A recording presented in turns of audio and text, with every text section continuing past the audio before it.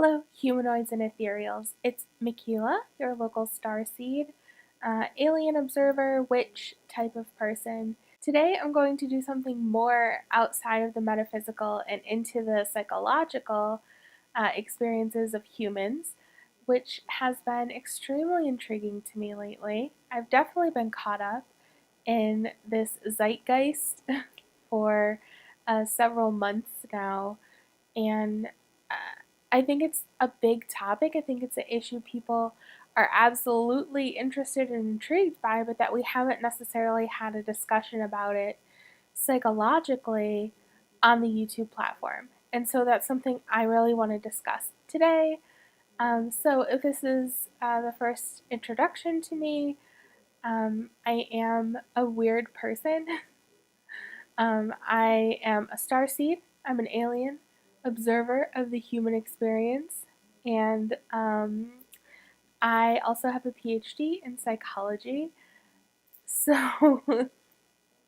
I really am interested in talking about how I hold two very different and conflicting worldviews.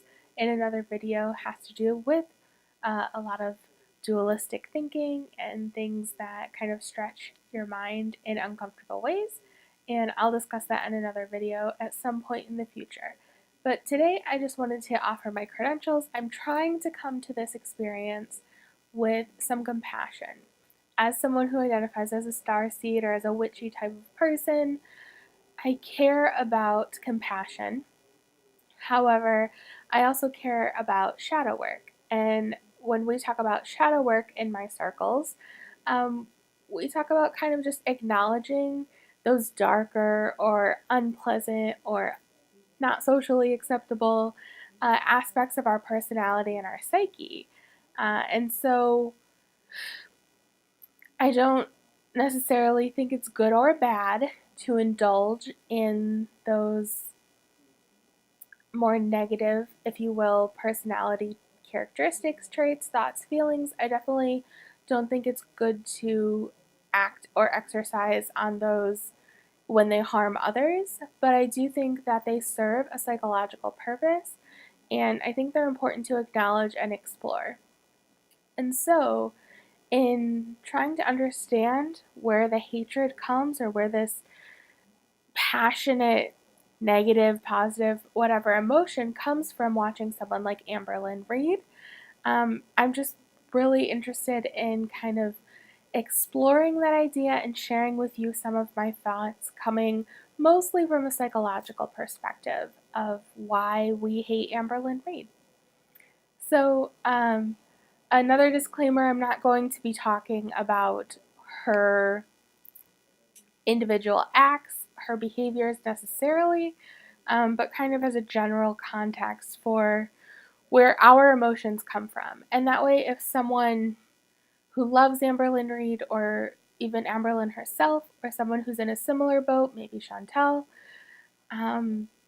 if they come across this video or this explanation, maybe they can understand a little bit about the psyche and the psychology that goes behind some of the hate they receive. And maybe it will hurt less, understanding that it's something humans just struggle with overcoming, or it's just a natural, integral part of human social psychology. Understanding those things maybe can help ease some of the pain. It's not you, it's society's perception of you based on our psychology that we all share, and it's hard to ignore and overcome those tendencies. So a little bit about my history with watching Amberlynn. I probably started, I think it was about a year ago, though it could have been a little bit longer at this point, when her and Becky posted girlfriend wars, weight loss wars type of video. I think that was the first video I saw of hers. I came across it looking for weight loss journeys, which I think is what happens with a lot of people, and we'll get into like how that feeds into some of the frustrations. And so I was interested in following other people. I was probably a similar weight to Becky. I was probably a little heavier than Becky. Becky has since I think, caught up with me. But yeah, so I was looking for people of a similar weight or heavier than me, to try to watch their weight loss journeys, because that can be incredibly inspiring, in my experience, to watch other people succeed, especially when the cards are stacked against them more so than your cards are stacked against you. One of the problems with Amberlynn Reid's is the cards are so heavily stacked against her that, if a viewer, if that's your goal, you're even just setting yourself up for failure. So let's get into some of the psychological principles that, govern kind of our passionate, positive, and negative reactions to Amberlynn Reid. So the first issue I want to talk about is disease avoidance hypothesis. And this dictates that humans have evolved to view certain characteristics of others as being more or less likely to be correlated to pathogens or disease causing, uh, germs, chemicals, etc. And so people, tend to have a natural aversion to deformity, or sometimes just anything other than themselves that elicits a response of disgust. And it's not a conscious value judgment on the other individual. It's an implicit bias. It's a subconscious process that has guided us to avoid diseased looking humans. And so, in the absence of actual, this is me, that was the hypothesis. This is me kind of going off on my thoughts on that. In the absence of being exposed to horrendous diseases on a daily basis, like maybe we were, earlier on in our evolutionary history, we have more and more minute filters for what pathogens might look like or what disease carrying members of society might look like. And so they've actually studied this a lot with prejudice, with racial prejudice. And people who have a higher score of disease avoidance, tend to have a higher score of prejudice and discrimination against people outside of their ethnic or racial group. And so, social psychology has also done a lot of research looking at obesity and, racial discrimination and the similarities that there are. There's similar mechanisms. There's just some othering type of group mechanism, where people look at someone who is obese and say, "Wow, that's not like me. That's not a person in my group of humans." And so, similar processes are taking place. And so there's just this evolved, innate disgust reaction for some people when they see someone who's obese. Now, my hypothesis is that anytime we see someone in the extremes, extremely heavy, extremely thin, we have a more extreme reaction. And so we've been trained socially to have compassion for people. That's not something I think that has been necessarily natural, because it may have been natural within our in group, within our small groups in society, but I don't think it's natural given what I know about social psychology, what I know about kind of these natural biases that form.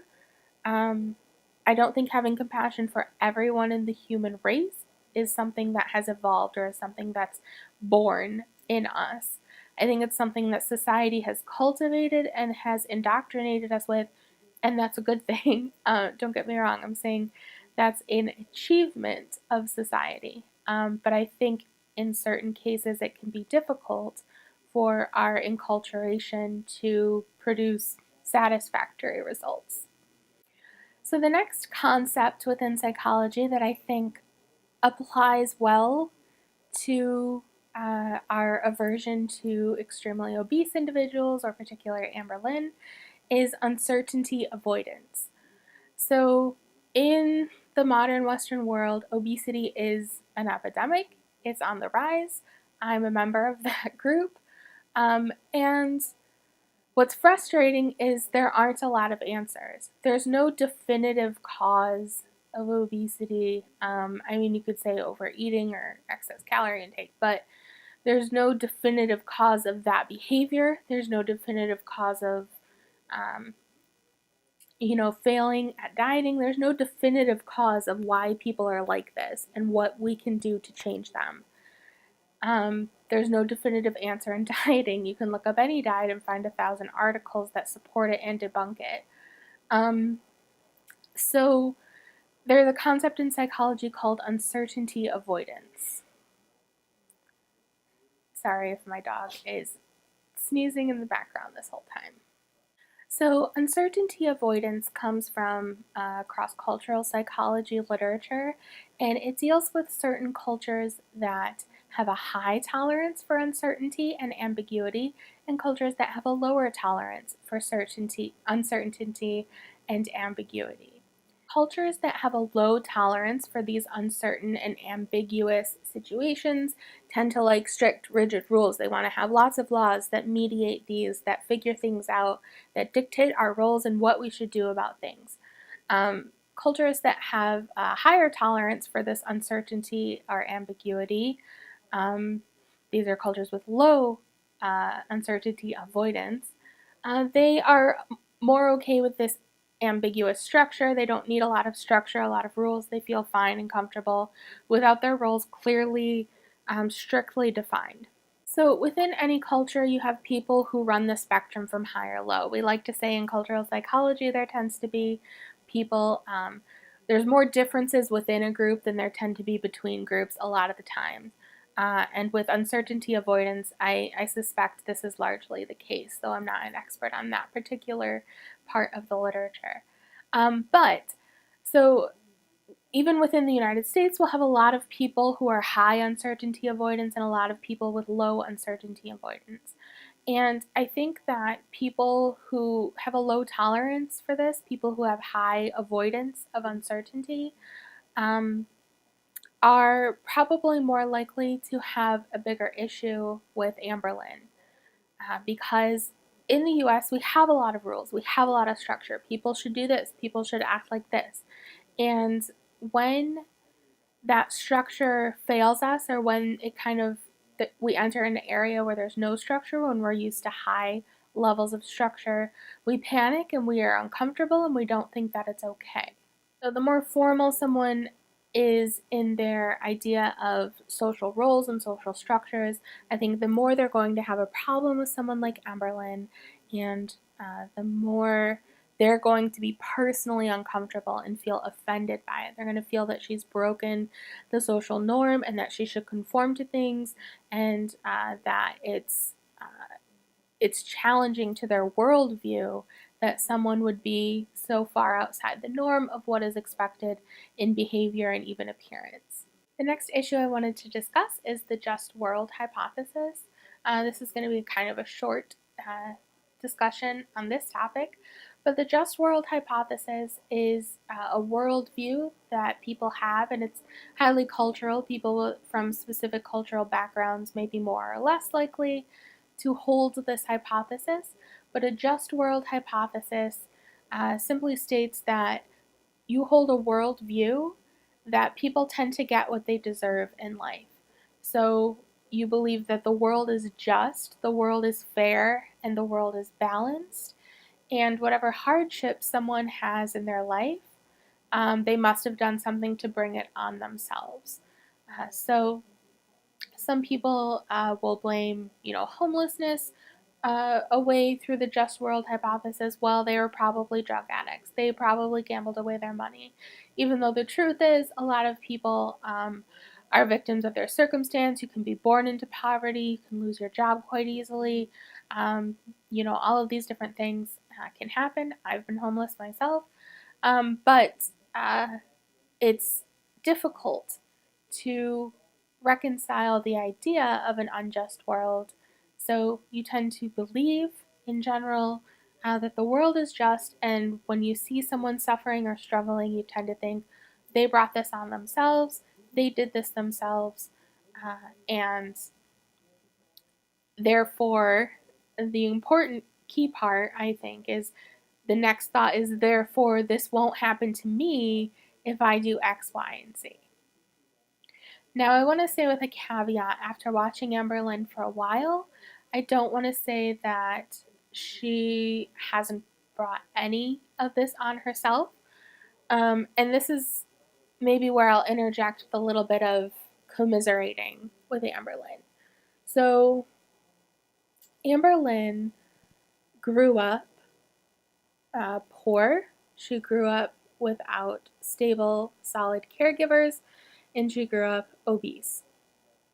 Now, I did not have anywhere near as rough a time as Amberlynn, but I grew up in a high stressful environment and I grew up obese as well. Now, when you're obese as a child, and I am just shocked this isn't a larger discussion within the medical community as well, but I think in the next probably 5 to 10 years, they'll start talking more and more about the neurological pathways that are set in childhood, how difficult it is to break habituated behaviors from childhood into adulthood, and the homeostasis issues with being obese your entire life. So, our bodies want to preserve homeostasis. We want to keep a balance. And if you're constantly inundating it with certain things, high fat, high sugar foods, it's going to figure out a way to compensate for that. And so, the best way to compensate for all of that is to store fat everywhere, and store fat efficiently and continuously store fat. And so, your hormones get changed in this, the way they interact gets changed, and the way you process and store sugars and fats gets changed. And medical literature can back me up on this. So it's an ever increasingly difficult process coming from obesity in childhood to right the ship, to turn it around. Tons of people do it. Maybe not tons of people. Lots of people do it. It's not impossible, but it is difficult and it requires a lot more work. If you have been obese since childhood, to right the ship in adulthood than if you recently gained 100 pounds. And so she never had a chance, in my opinion. She was given, a heroin needle at the age of 6, essentially. And now she's being blamed for being addicted. So this is something I've recently struggled with, and one of my revelations this past year has been understanding that there's a duality here. Two things are true, and they seem to conflict, but that's reality. Reality is complex. Reality isn't one-dimensional. It isn't two-dimensional. It isn't three-dimensional. So you have to get comfortable with the idea that two seemingly opposing values can be true at the same time. So yes, for both myself and Amberlynn Reid, it is not our fault that we were obese as children, and because we're obese as children, we came to be obese adults, and that trajectory was started by no fault of our own. What's also true, it is 100% our responsibility as adults to fix it, figure it out, be stronger, and get it done. And I obviously am still struggling with that as well, though I'm making little bits of progress every day. But it is what it is.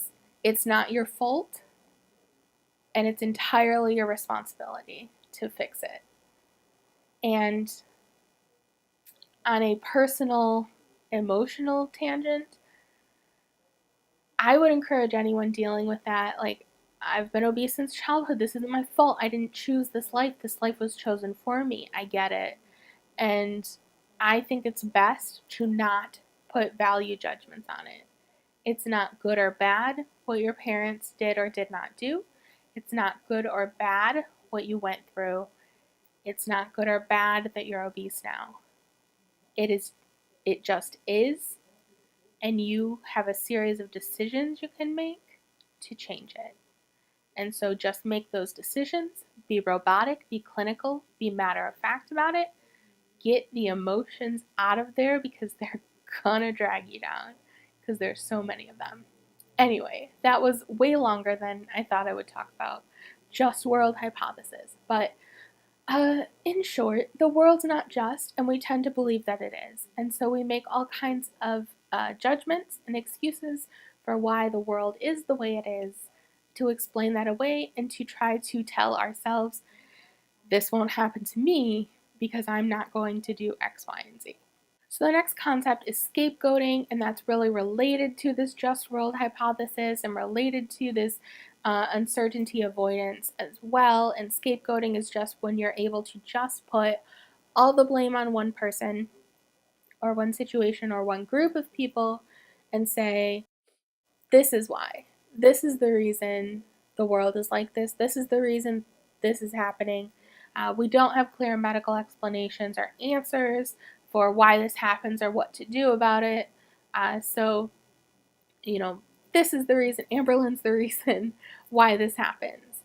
And again, I'm not saying her behaviors have not contributed to it, but I think the amount of passion and sometimes vitriol that comes out is because of these psychological concepts and because of the relief and satisfaction we get in using a scapegoat to put all of this uncertainty and fear and disgust onto this explanation. It relieves that and it makes us feel better, and so we're going to keep doing that. Another thing I see play out in comments, and this I think is a minority of viewers from what I see, but I do see that these are just kind of the more hateful commenters, and I think they are largely driven by power and status. So we know intuitively in a group of people that we have a certain status level, and with status comes a certain amount of power. And so the more we can align ourselves with the more desirable group and denigrate and kind of make fun of the less desirable group, the more we can show that we're of this higher status caliber than this other person. So a lot of things Amberlynn gets dinged for are things that I would consider issues of social class, and I think that's really distasteful. I'm not saying I'm innocent of this. I fall into those traps as well because as a social species, we tend to fall in line. If a lot of people are doing something, we just do it automatically. Um, and it's not necessarily a judge of character that we do it, it's just part of human psychology. Um, but yeah, I think that's unfair. I think it's distasteful to ding someone on issues of social class. So grammar, um, living conditions, even lifestyle. Um, I think all of those they're just cultural differences within the United States that we don't do a good job of understanding or being comfortable with.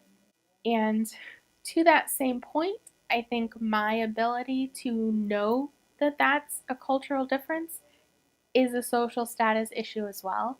I think maybe mostly people with a higher education are more likely able to understand and consider that as a possibility. And so I understand that not everyone in the comments is privy to all of the psychological research and information I am privy to. And the final issue, and I think could be one of the more prevalent issues, although I think they all kind of have a role in different groups of people in her viewer base. But I think one of the biggest ones for, I think, me, people like some of the bigger commentators, is compassion fatigue. So what I hear a lot of people say, especially people who have recently started commentator channels that produce content about Amberlynn, is that we started off as supporters. We started off excited about her journey, hopeful for her journey, and I think there has been a lot of compassion exercised over the course of a year. Let's say the life cycle of a viewer is a year, from discovery to experiencing the highs and the lows, and you get attached. And that's another concept, parasocial attachment. We feel attached as if she's a cousin of ours or something that we want to succeed, but who keeps frustrating us. It's just compassion fatigue, where we've been compassionate for a long time and it keeps getting worse. And that's just sad and not fair to Amberlynn. But they do this research with people taking care of sick and ailing loved ones, your spouse who you're in love with.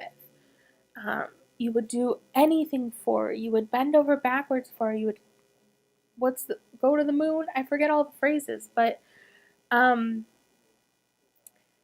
just the sheer amount of highs and lows, hopes and disappointments that come with caring for someone dealing with something so difficult exhausts your compassion, and you start to feel angry and resentful. And there's even an extreme version of compassion fatigue where you have a secondary traumatization.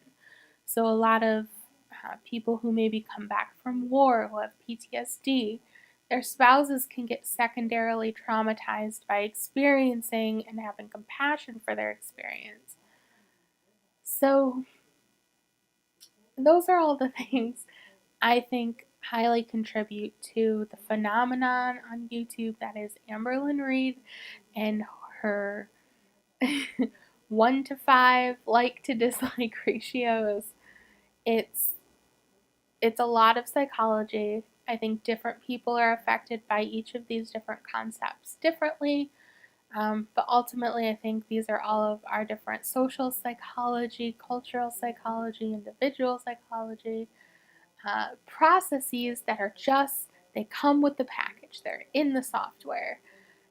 And so I would challenge myself and all of you to try to understand that if these are generally the case with humans, how do you maybe contribute or relate to this? And maybe it is what it is. You're like, okay, cool, maybe these explain my feelings and behaviors, I'm not going to change anything. Cool.